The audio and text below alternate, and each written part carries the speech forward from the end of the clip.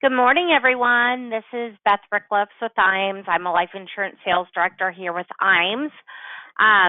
Today we're going to, my goal today is to show you North American software, but not really because it's North American, but just about overfunding IULs and what you look at when you're looking at the software. I think if we go through that, hopefully it translates to other software programs that you're using and what you should be looking at and an illustration when you're selling it. And then if we have time, I'll go through the Stonewood software as well.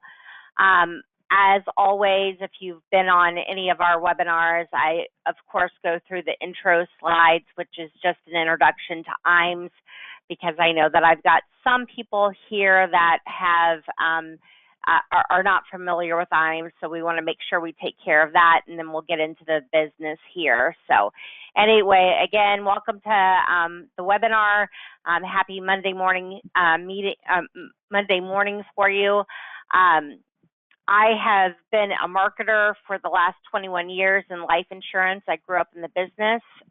So if you ever need to reach out and talk shop with somebody with life insurance, I'm an excellent resource, so just let me know. We also have Tony Butler, who is an awesome life insurance marketer to reach out to as well, and a lot of life insurance sales support here at IMES. So first of all, if you're a new producer with IMES, we want to reward you for getting your business sent in right away with us. So we have some different levels of production. The ones that you're seeing up here equate to annuity production, but it's life insurance is basically just 10% of whatever that is. So if you're looking at the $100,000 level, that would be 10,000 of target. So in the first 6 months of your contracting with us, if you hit those production level requirements, you're going to be able to pick out different levels of prizes that you want. You can cash out at any time that you want to. So if we're just talking about the 100,000 level, for example, that would be 100,000 of annuity, 10,000 of target life insurance. That would equal $750 worth of cash.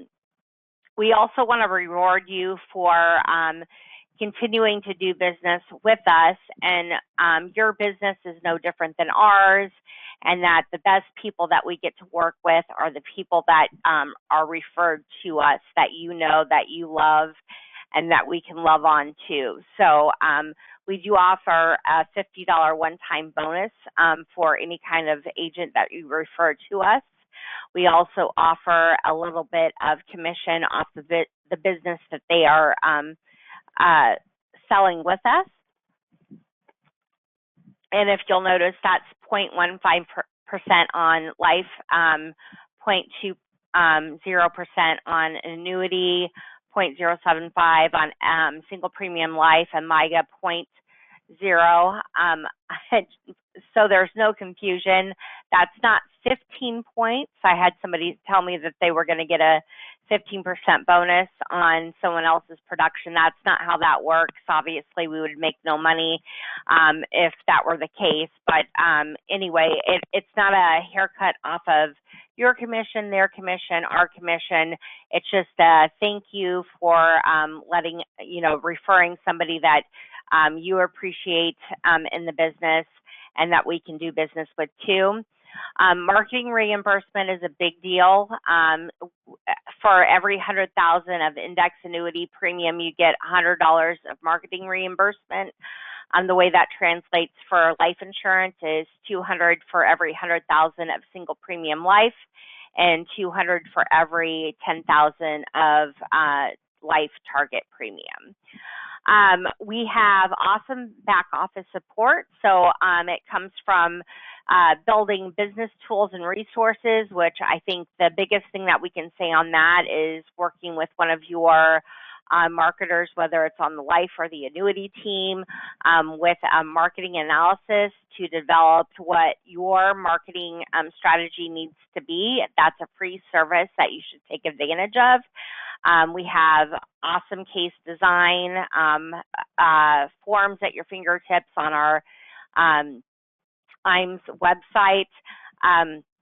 We have support when it comes from not only designing the case, submitting the case, commission support, but even further than that is there's a lot of service work that's involved with both life insurance and annuities, which we're able to assist as well.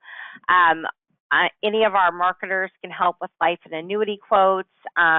We have excellent support with any of our marketing directors on top sales, expertise, and coaching. And most of you are probably already familiar with paperless contracting, but we do use Assurance Bay to get that, which makes things a lot more streamlined when we're trying to get licensed. And since most states, with the exception of Pennsylvania, are just in time, paperless contracting is a huge gift to submitting business and contracting at the same time. Our IMS website is available 24/7. If you have not, hopefully you have, like I tried to make a note in the invite to the webinar that you got registered at IMSinc.com, but we do have some different quote, sales quote tools on there. There's a term quoter, no lapse guarantee. Again, it's always accessible. You can pull your forms.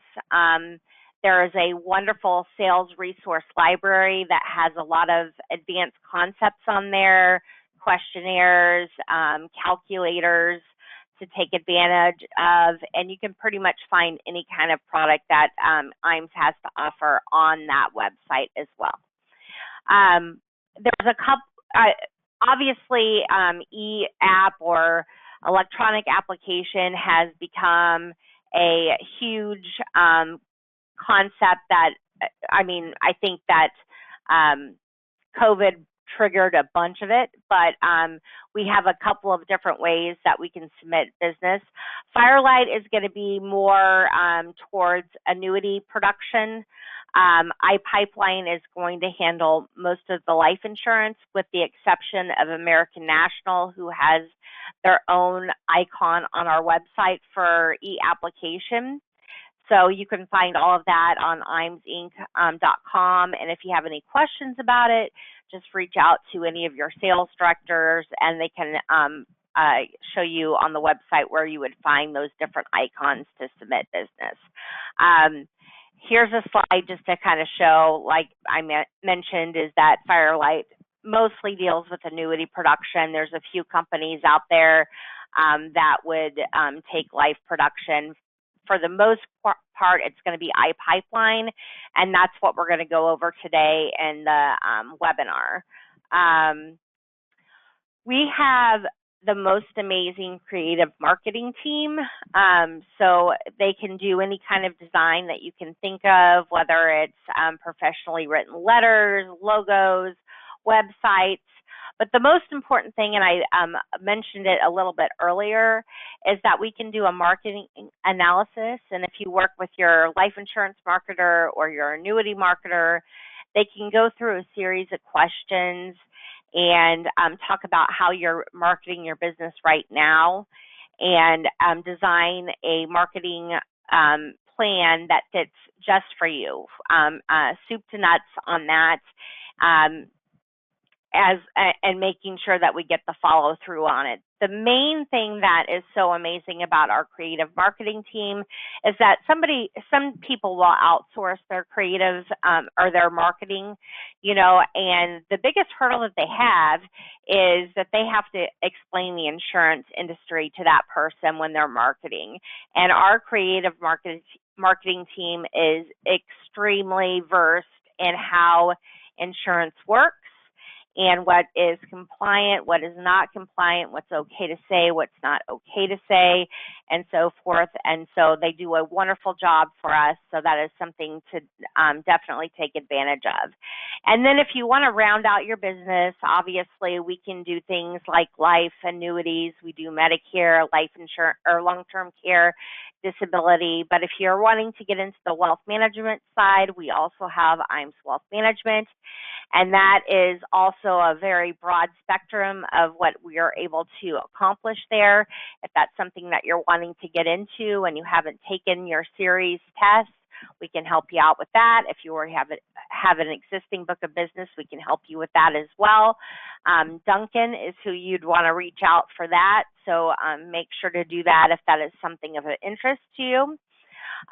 Every year we do about 6 different life and annuity academy trainings.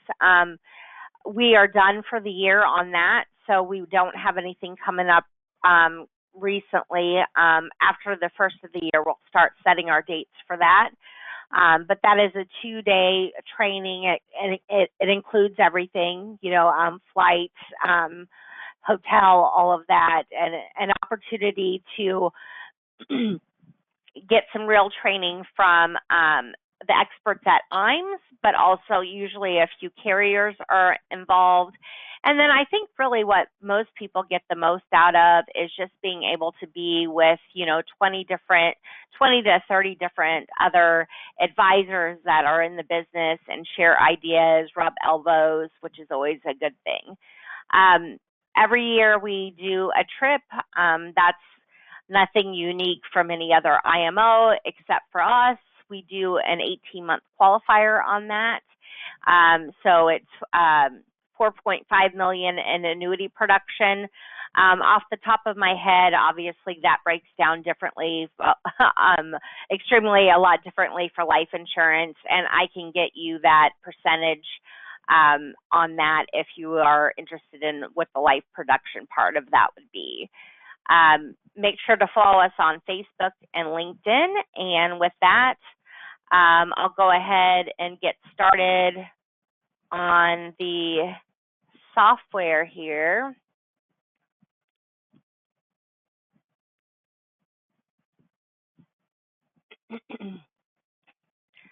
So this is the IMS website. If you just go to IMSinc.com, mine's going to default to the life insurance because I go there the most. You can get to eApp Solutions here, but I think that it's a little bit more involved to try to get through it. Well, actually, it looks like they've kind of cleaned that up a little bit, but I usually go to Life, Products to Life.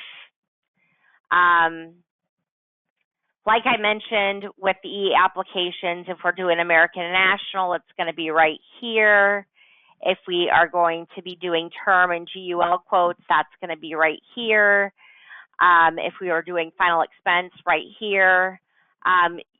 Quote request, I'll touch on that for a minute. Some people like to email quote requests in, which is totally fine, but the quote request is actually better. It asks better questions so that we get everything that we need to quote. Plus, it goes to the life marketer inbox. So if your marketer happens to be out for the day, it doesn't get dismissed. It's it's in that queue so that we can start working on it. You can always look up forms here, right on the form search. The underwriting requirement part is a really important thing too. And then product information. You can pull any kind of brochure that you can think of right off of here. So, but we're going to go to iGo eApp. So some of you might be familiar already with iGo eApp Solutions. So I clicked on that icon. You're going to have to click on this icon as well. Some of you are already submitting business here, and I guess the secret is there's a couple of companies that keep their software on here. The two that I use the most are North American and One America. So if you're paying attention to our Monday morning trainings, we had One America on like last week or the week before. You can run it off this system too. I'll show you how to do that, but if you get to the iGo eApp, you're going to go to, I'm going to start over here again. Sorry to explain, but We'll start a new case. If you ever start a case, view case, you can it's automatically saving all the time.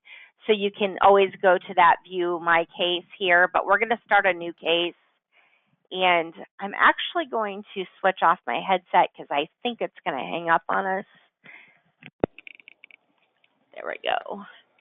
Sorry about that. So you would start a new case, and everything in yellow has got to be filled out. So we are going to create a case. I'm just going to kind of do a typical case that we see. This could be more money, it could be less money. I am just picking out something completely random to demonstrate how we use the system. So anyway, I filled out all the yellow. The product type is where you're going to be looking for. So if you're doing an e-application, it's all in categories here is where you find the company, whatever we pick here. So for example, like I said, you could quote One America, and if you did, you would pick asset-based long-term care whole life, and then it would show up, and then there's this button here for quotes and illustrations. Most things are categorized correctly. The only thing that I can tell you that is not is if you ever write an AIG, IUL, it's under universal life rather than index universal life. So if you ever have a hard time finding Corebridge Corebridge or AIG for index universal life, it's actually under the universal life selection, but we're going to index universal life because we want to find North American. So here on the right side, those are all the iGo e-apps or the drop tickets that you're going to find. Here is the quotes and illustrations. F&G, I just checked this morning. We used to be able to write or run quotes here. For some reason, it's down right now, but we're going to go all the way down to the most popular product that North American gets illustrated for, which is their Builder Plus IUL 3, which is what we're going to use for cash value accumulation.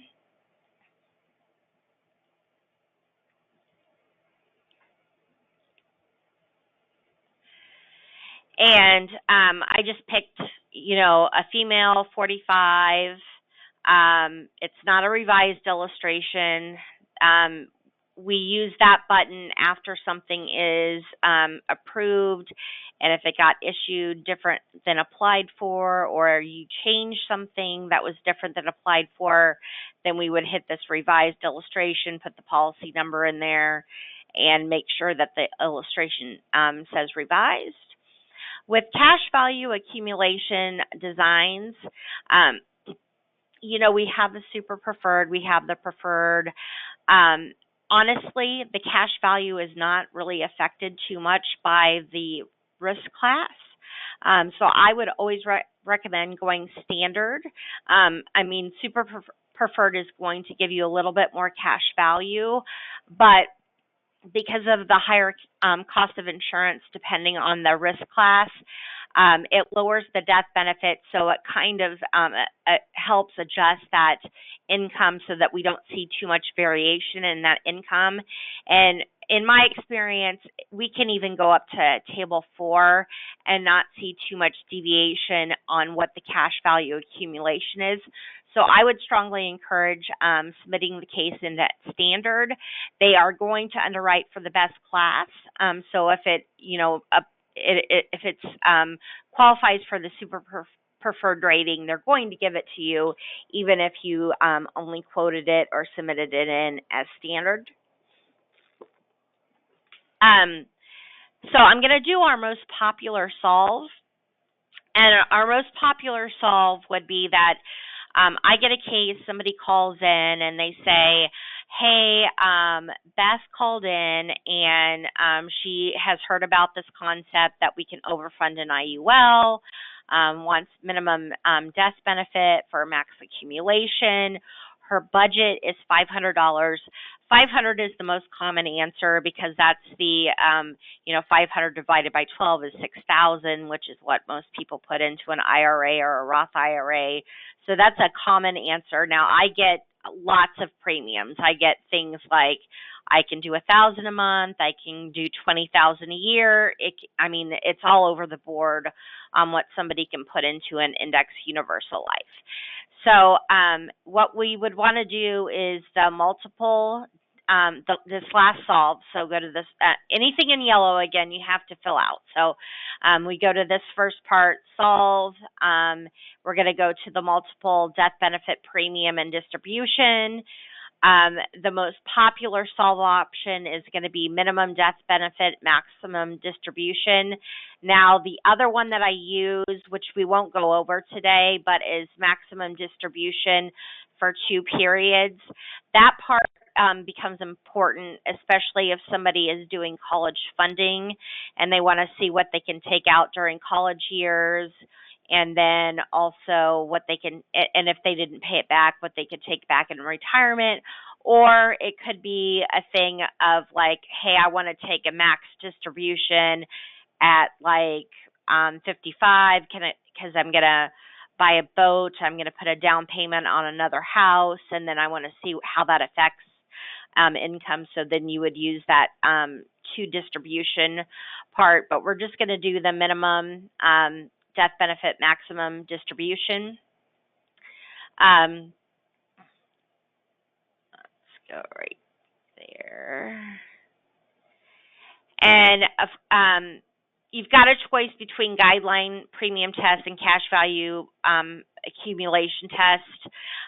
We almost always go with guideline premium test. I'm going to start with a level death benefit. So there's 2 ways that we can, there's 3 ways with North American that we can do it. Not everybody has 3 ways. We'll go over all 3 ways, but I'm going to start with level. I'll do increasing, and then we'll talk about return of premium. None of these are bad. I get conversations where people have heard things about index universal life, and they think, I only do it this way. That's the only way that you do it. I've heard things like one of my favorite sayings that somebody told me is level is the devil. That's not the case. Every situation is different, and you have to know what to look for to determine what is going to be best for your client. So when you're calling us in, especially your first couple of cases that we design, we're probably going to do level and increasing for you to work through that and see what makes the most sense. You'll probably get into a rhythm of what you like to see and what you like to present. And as you get more familiar with your life insurance marketer, that's how we'll design it. Anyway, we're going to go with level. The dollar is that we want to make sure that this is not going to lapse. So we're solving for the death benefit to have at least $1 at 120, because that means the policy has never lapsed, which is the goal. Because if we're taking loans out, we want to make sure that death benefit never lapses so that we never have to pay any kind of income tax back. And like I said, we have the most common answer, which is $500, so we're going to work with that. The next most common answer is I want to run it to 65. That's assuming that people retire at age 65. Now, this is where it gets a little confusing because the premium, so on a life insurance app, illustration, they have beginning of year and after year times on the illustration. So when I'm instructing it at 65, that means beginning of year 65, but it means end of year 66, if that makes any sense. And then we're going to want to keep monthly distributions, which means that we'd be taking out monthly loans. You can do annual, you can do semi-annual, you can do quarterly, you can do monthly. Monthly is going to give you the most income. Honestly, if somebody's going to take a loan in retirement, they're probably just going to take out an annual one, but monthly is going to give you the most because obviously you're not taking it out as quick. So it defaults to monthly. Um, and then, like I said, beginning of the year, after the year is how it does that for the 65. When we talk about distribution, it does that same thing. So what you have to do is actually say, we are going to do loans participating fixed, and we're going to start that at age 45, and we're going to do that until age 64, that we're not taking a loan. So that's basically what this line is saying, is that from 45 to 64, we're not taking any kind of loan. But from 65 and then at 119 would be the full contract. Now, nobody does that because nobody's planning on living until 119, so it's silly to show income for that long. And I get multiple different answers on what to do there. Again, the default, the most common answer I get is we fund it to 65, we show income to 100. Now, most people are still not going to live to 100, so I have people that will say, can we do it to 95? Can we do it to 85? I have some people that think Elon Musk is going to get involved and 119 is going to be the deal. So we do that. We can do that as well. So, but again, the beginning of the year, end of the year, we're going to want to put 99, not 100. So beginning of the year, 99, end of the year, 100 is what we're going to do for income. And then the rest of the time, we would not be taking an income. So then you can scroll back up here and you can do illustration.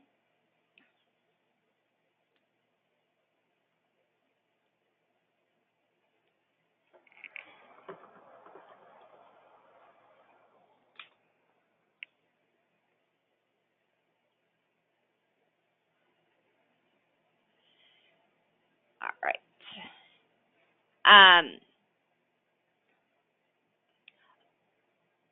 Many companies now are offering living benefits, so I'll just point this out on North American. This is a kind of a grid, an example of what would be paid out for chronic, critical, and terminal illness, and how that would change, the chronic illness, how that would change as the age, as the amount. So that might be something that you want to pay attention to. But what we're going to focus on today is first of all, the death benefit. So I solved again for the level death benefit. I solved for what is the minimum death benefit that I can legally do, that I'm not violating any rules of insurance, and that I'm not going to make it a modified endowment contract.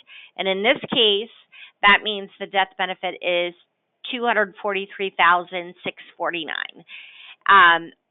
What I would point out here is on that illustration, you're also going to see your target premium, which is $5,029.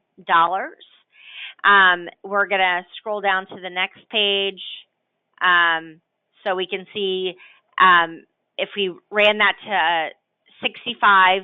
This part that I have highlighted, it's accumulating what we put in as premium. So in 20 years, we put in $120,000. And the loan amount that we're going to get is $15,732.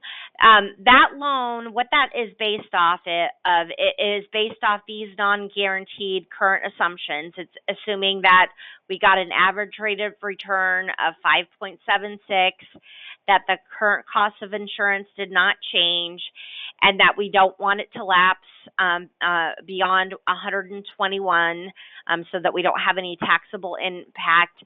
And what is the most that we can take out safely so that we don't lapse that policy? So it's not based off this middle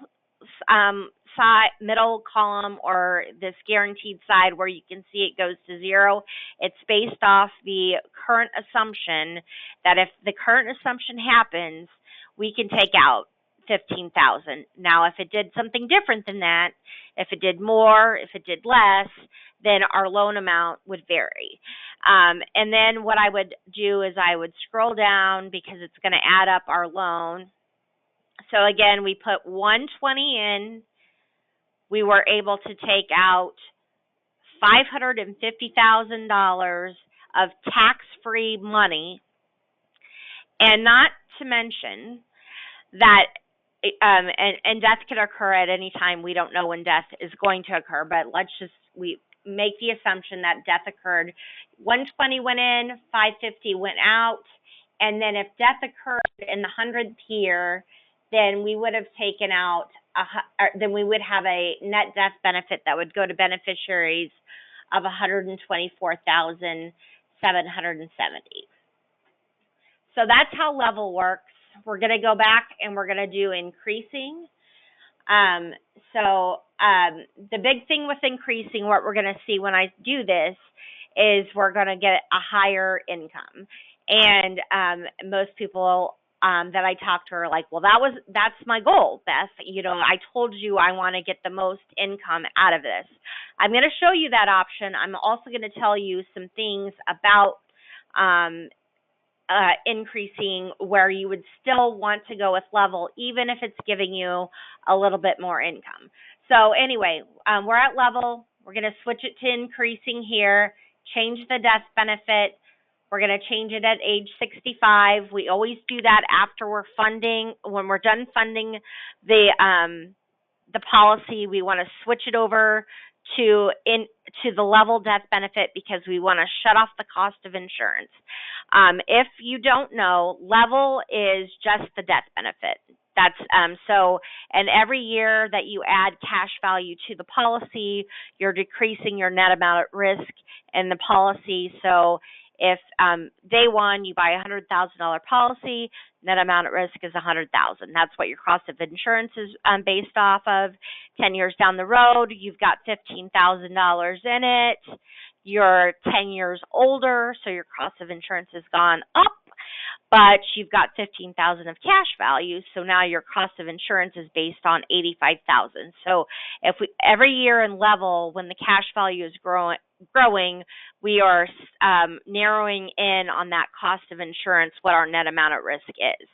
Increasing, what that means is the death benefit of 100, just in this example, is always 100, and then whatever the cash value is, we get that also. So in that same example, if the death benefit is 100,000 and we gained 15,000 in 10 years, in 10 years our death benefit would be 115,000.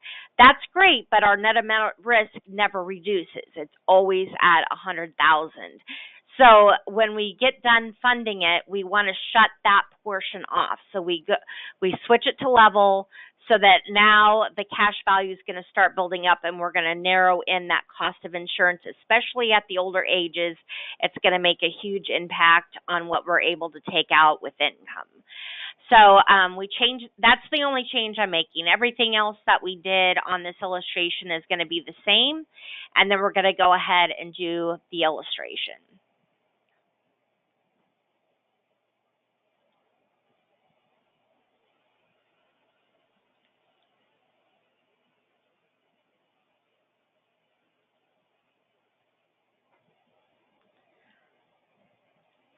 Okay. All right. So if you remember, I don't remember the exact number, but it was in the 15,000s. And so here we're going to get into the 16,000. So we're going to get a bigger income, right? And so we're still putting 120,000 in. I remember that the amount that we took out was like 550. It's going to be 585 by doing it the increasing way. If we assume death occurred at age 100, we have 175. I think that's a little bit higher than the increasing or the level was. But here's so you're like, hey, we're doing this for income. This is the obvious choice. It's more income, so we're going to do it. But there's a couple reasons why you wouldn't want to do it. The first thing that I will say is that when you are designing this with somebody's retirement, if you'll just notice that this person's income or death benefit is 83,855. Let's just assume that person makes 50,000 a year. This is supposed to be a self-completing product. So if you're doing qualified contributions and different retirement plans, and this is a supplement, one of the great benefits to it is it's life insurance, meaning it's a self-completing plan, so that if you die too early, your spouse or your kids or whoever you want to share retirement with is going to get that lump sum amount of money and going to be able to invest it so that they can make up for the years that you were no longer able to contribute to this life insurance product so that you could get to the $16,000 a year. So 80,000 is not going to cut it. All right. If they're making 50,000, that's just a little bit over a year of their life. And you might be like, oh, not a big deal. This is fine. If you want to do that, do it. But I want to be clear that that is not enough life insurance on a 45-year-old. So if you are doing that, you want to make sure that you are supplementing in some other way, that they are replacing income for their family, replacing any kind of lost retirement that might happen if they die too soon, and so forth. So that's one benefit to the level death benefit, is automatically a higher death benefit. And I think we were at the 245 range, and around year 18 is where it would take that death benefit to build back up to what it would have been at a level death benefit. And like I said, we were at like 250. So we're losing out on $35,000 in income, maybe if they live to age 100, for them to have a significantly lower death benefit. And a death benefit that their family probably needs to be able to reinvest and replace what kind of retirement savings they're losing. And if you think it doesn't happen to people at 45, my best friend went to sleep on Tuesday night and she did not wake up in the morning. And she left 2 boys and she left a husband that has terminal cancer.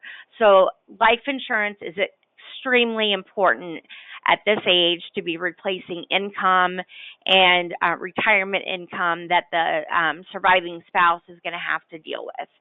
So there's that. The other part is that the person has to remember to switch it from increasing to level, which in this case, somebody's going to be around for 20 years. I don't know how old any of you are or how long you plan on being in business, but you may not be around in 20 years to advise this person that they are ready to take income and they need to do a policy change to switch it from increasing to level. But I have seen plenty of policy statements and enforced illustrations where that has not been done. So there's that. And then you also have to consider the target. I know that's the last thing that we want to think of. We always want to do the best thing for the client. But if you'll remember, that target was over $5,000 on the level. It goes down to $1,731, and that's how you get paid. So that's the increasing. Now, I'm probably going to have to log back in. Sorry, guys.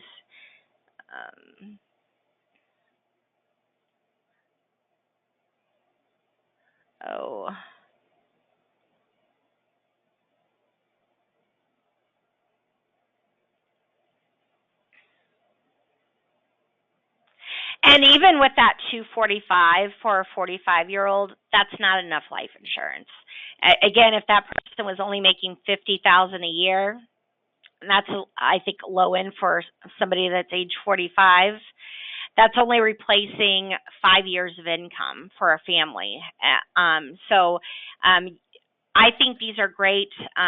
Cash value life insurance policies in retirement are an excellent way to get into the topic about life insurance, but don't leave it off the table about how you need to help protect that family with, oh, actually, I did it through this website. Um, don't What I'm trying to say is don't forget about that family and what your responsibility is to make sure that their family is financially independent and safeguarded.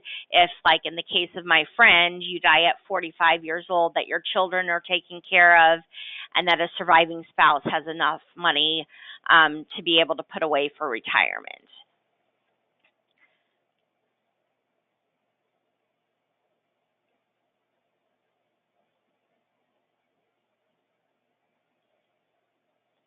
All right. So now I'm going to just do a real quick switch to return of premium, and then I'm going to also show you something else that you need to look at when, if you'll notice, this death benefit went below 100,000, and most of the IULs minimums are 100,000, but there's a few like North American, Anaco, LSW that will go at under 100,000. The problem with that is that the cost of insurance is really high when we go under 100,000. We have cost of insurance breaks at 100, 250, 500, sometimes at 750, depending on the company, and we have decreases in cost of insurance at 100. But if we want to combat that that argument of like, hey, I might not be around in 20 years, so to tell that person to switch it from increasing to level. Another option is return of premium. It's going to work a lot like increasing. The definition on that is that whatever the death benefit is plus the premium is going to be the death benefit. So instead of increasing where in 10 years if we had 15,000 of cash, we have 115,000 of death benefit. If we had put 15,000 in premiums in 10 years, we're going to have 115,000 of death benefit. The cool thing about return of premium is that whenever we decide to shut off the premium payments, it shuts off the return of premium. So it's a way to make sure that you that the cost of insurance kind of just goes away for that person and you're not doing anything manually for them at that point.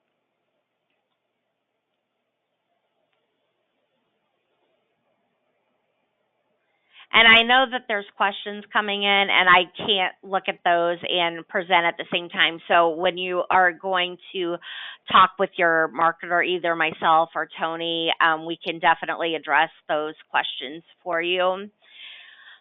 So here's return of premium, and you'll notice that it's a very similar income to what increasing was. I think actually it's a little more. So I think we were at 585. We're at 590 if we go to return of premium.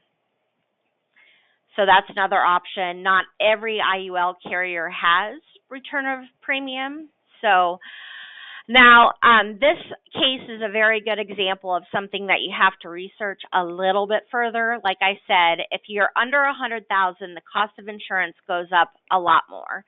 And so if that ever happens, and even if it is close to 250, 500, maybe 750 or a million, you might want to test this theory out.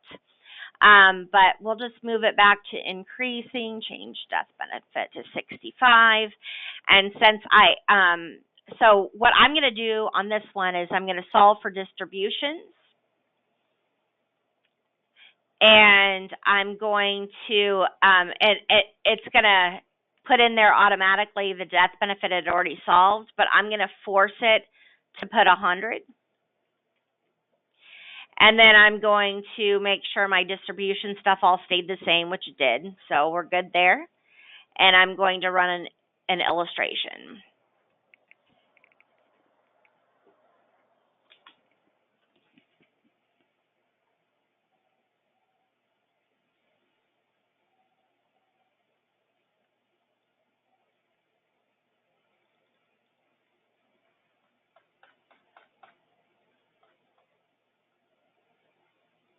Okay.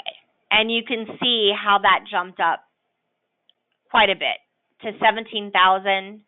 So 590 was our most on return of premium. We got it to 619 by doing that. I bring this up to you because this happens a lot with kid policies.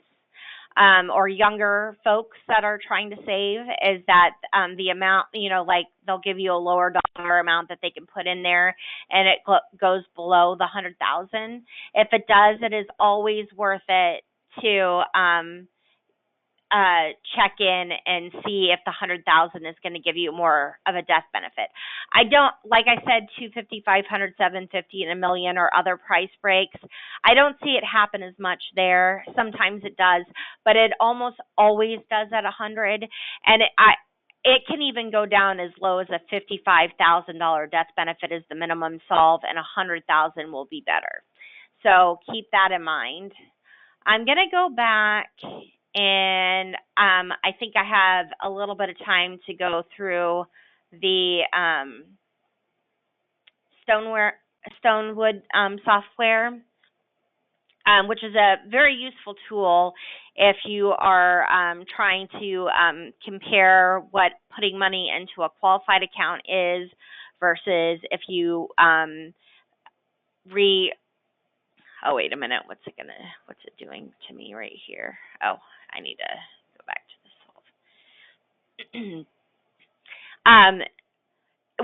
It's a useful tool in the argument of like whether somebody should be putting their money in qualified accounts, or they should be putting it into Roth IRAs or IULs. In my opinion, the true answer is that you need both. But if you've got a 401k that you're maxing out, or putting way more into it than what your match, if you're putting more than your match, you need to figure out a different place to put the money. It could be a Roth IRA, or you could, if you're healthy enough, you could utilize the Index Universal Life. Plus, the Index Universal Life doesn't have any kind of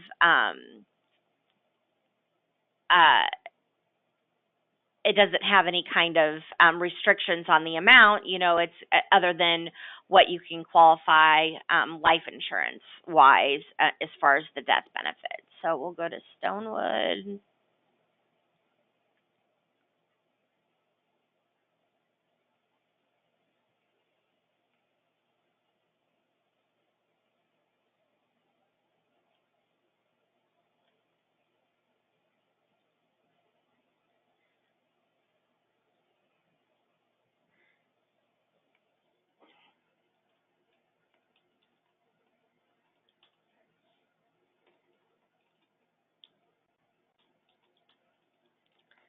You guys don't need to know how to run this software. I'm just going to run it really quick so that you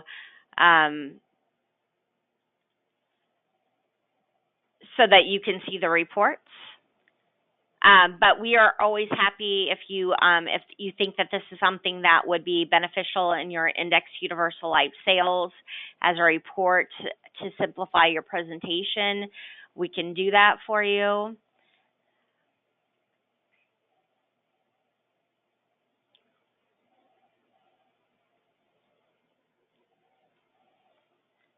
All right. So what it does is it allows us to assume the tax liability of the person right now. We usually default it to 25%. We can pick any percentage that you want. Obviously, there's a lot of debate on what the interest rate is going to be now going forward. What kind of increase in tax would we have when we get into the retirement? So I can always add an additional tax liability if I need to. But we usually default to 25% unless you tell us something else. And then we're going to put the total premium that we put into the IUL, which is $6,000. Oh, wait.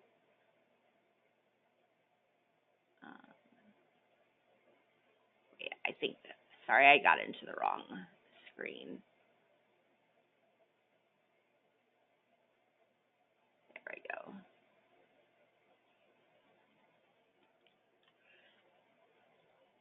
$8,000, and obviously the money that we put into an IUL is after tax dollars, like it would be with a Roth IRA. If we were putting that money into qualified accounts, it would be pre-tax dollars, and assuming a 25% tax liability, that is the equivalent of $8,000 that goes into your qualified account. We're going to pull an interest rate of the IUL, which this one assumed a 5.76%.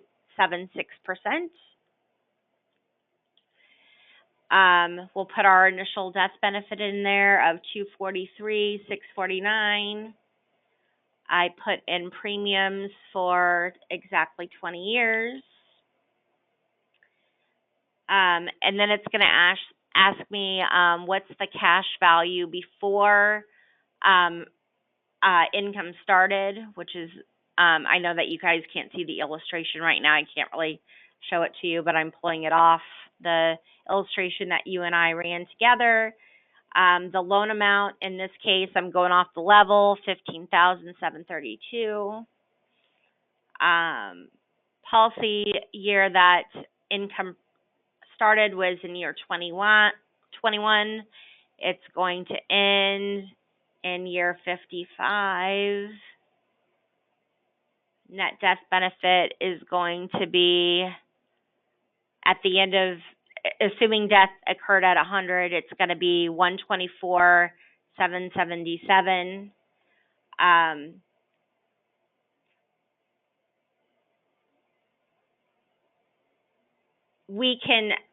It's going to default to the annual earning rate that we put in there, but if you know like how much somebody has in equities or what their actual fee that they're being charged and so forth, we can adjust this.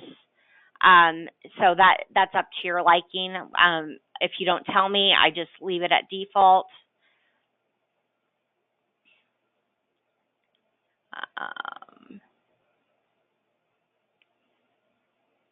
Okay. So these, what did I miss?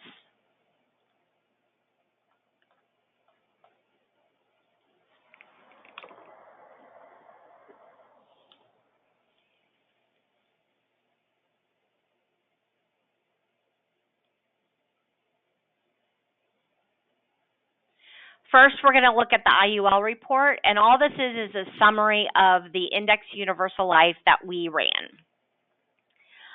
So this is I don't know if you noticed when we were looking at the illustration, but the illustration is 35 pages. It's intimidating to an agent. It's intimidating to a client. So this is a really good way to like sandwich stuff down into a few pages about what you did in the illustration. It's completely compliant. So it summarizes everything for us. That's North American. It's a Builder Plus. Everything that you guys that we talked about is right here. And then it talks about that we put 120 of premium, which I pointed out to you. I told you we had 158,000 of cash at age 65, and then it shows us pulling out the 15,000, which becomes after tax dollars. I don't know if you remember the number I told you, but I told you 550. That 675, where they're coming up with that, is it's the 550,000 that came out income tax free, plus the net death benefit. So we took $120,000 worth of cash, and we made it into $675,000 of income taxable money. So that's the simplified illustration. Now the qualified account, what that's doing is it is comparing what if we put it into a qualified account like your 401k or whatever it was. So we've got your 8,000 going in for 25%, 5.5% annual earning. Remember, all of these right here, those are just default. So I can show a higher rate of return. I can show a lower or higher rate of expense, but so that's completely customizable. Talks about the tax deferral of cash, or the tax deferring while savings, and then it also talks about the tax amount that you're spending when you have to start rolling that money out of the qualified account. And so this triangle, what it's explaining is that your total contributions are 160. Your account balance is way higher than what it was in the life insurance. It's at 247, but we have to take out $12,000 here, tax it at 25%, and then get 9,000 for it to last from 65 to 100. Where in the life insurance, we were able to pull out that 15,000 from 65 to 100. So if we're talking about making it last to 100, the qualified account is not going to compete with what the indexed universal life does. The next one is going to talk about, well, hey, what if we just pulled it out at the same rate that we were able to pull out the IUL? You can do that. So you can take out 20,000 and pay 25% tax on it. That'll get you the same amount, 15,000. And if you did that, it would last from 65 to 81. So this is and then it has the tabular here if you want to take a look at their math and all that kind of good stuff. But if you ever want us to run these, Tony and I can totally do that for you. Just let us know. If you have more questions on it, let me know. That's about all I have. Let me see here. I'm going to ask you a few polling questions before we're done. All right. Well, thank you all for joining me today. I hope that was helpful. Please don't hesitate to reach out to Tony Butler or I. We can definitely help. I will tell you that if some of this made sense on this illustration software, the other ones that we have, it'll help you with that as well. But again, just reach out if you have any questions. And please don't think that we want you to run your own illustrations. Tony and I are more than happy to do it. We're quick at it. We can get it done. We'll get into the rhythm of how you like to present IUL. I just think that sometimes I always get the question of like, I want to do it myself, or it doesn't make any sense to me unless I can see what's going on. So I hope that was kind of my intention today, was to show you like the mechanics behind it, but and like what we're going through and what we're looking at when we're evaluating a case for you. But please don't think that we want you to run your own illustrations. You're welcome to do it if you like doing it, but otherwise, please feel free to reach out to us. Have a great week, and we will talk soon.